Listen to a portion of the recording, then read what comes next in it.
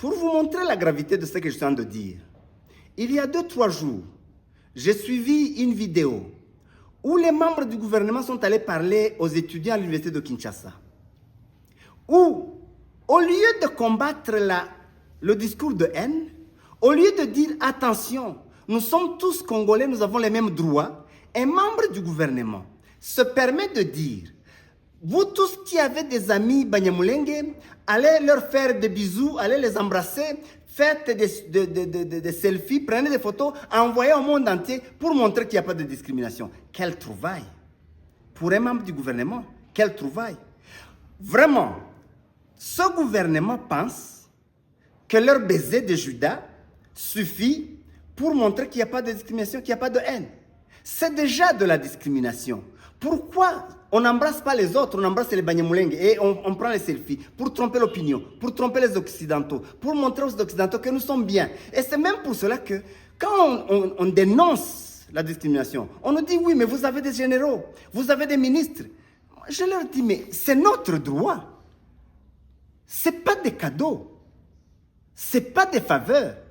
Mais si c'est pour faire valoir, alors ça ne vaut pas la peine. Donc, j'étais choqué qu'un membre du gouvernement dise qu'on a embrassé les Banyamulenge, qu'on envoie des photos en Occident pour montrer qu'il n'y a pas de problème.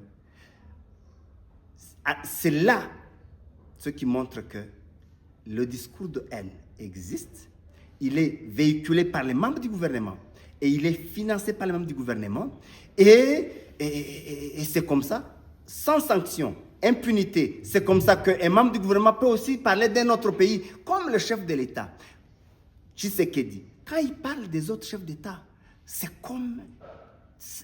avec un langage ordurier, de la rue.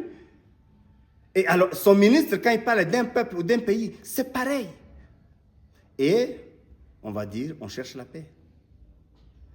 Et on va juste dire, bon, on peut les insulter, on peut dire tout ce qu'on veut, pourvu qu'on donne des minéraux aux Américains, et les Américains vont nous protéger, et donc il n'y aura rien. Non. Ou on veut la paix, ou on veut la guerre. On doit choisir. Si on veut la paix, il y a une posture, il y a une démarche, il y a un langage, il y a un discours, il y a un comportement. Et quand on veut la guerre aussi, mais on ne peut pas faire les deux, et ça fait de l'amalgame.